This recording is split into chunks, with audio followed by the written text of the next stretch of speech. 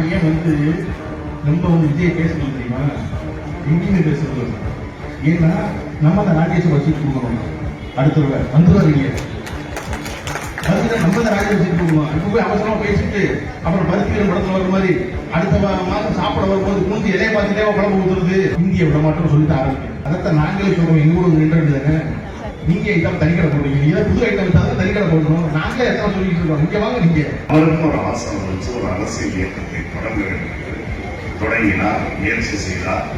அந்த முயற்சி முழுமையான வெற்றியை பெற முடியவில்லை என்பதை உணர்ந்த நிலையிலேதான் தலைவர் அவர்கள் அவரையும் அரவணைத்துக் கொண்டு இன்றைக்கு நாடாளுமன்ற உறுப்பினராக ராஜ்யசபா உறுப்பினர் பதவியை கொடுத்திருப்பதைத்தான் அண்ணன் பழனியப்பன் அவர்கள் சுசமாக சுட்டிக்காட்டியிருக்கிறார்கள்.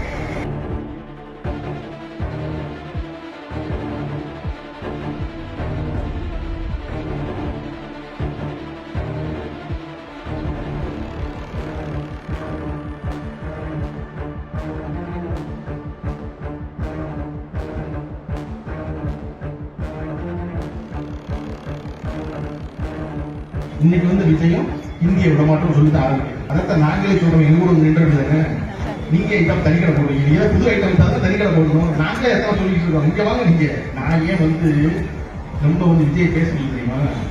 எங்கேயுமே பேசுறது ஏன்னா நம்ம அந்த ராஜேஷ் வச்சுட்டு கொடுக்கணும். அடுத்த வந்துருவாருங்க நம்ம தான் ராஜேஷ் வச்சுட்டு கொடுக்கணும். இப்ப போய் அவசரமா பேசிட்டு அப்புறம் பருத்திகள் படத்துல வர மாதிரி அடுத்த மாதம் சாப்பிட வரும்போது மூஞ்சி இலையை பார்த்துட்டே குழம்பு ஊத்துறது மோத்த சிரிக்க வேண்டாமா? அதனால அவசரப்பட்டதே சொல்லிடக்கூடாது. நீங்க எல்லாரும் வாங்க. ஏன்னா இன்றைக்கு இருக்கக்கூடிய நடிகர்கள்ல திரு கமலஹாசன் அவரை மாதிரி ஒரு நடிகர் நாட்டில் யாரும் இல்லை என்று சொல்லக்கூடியவர்களுக்கு பல்வேறு விருதுகளை பெற்றார். அவருக்கும் ஒரு ஆசை வச்சு ஒரு அரசியல் இயக்கத்தை தொடங்கினார், முயற்சி செய்தார்.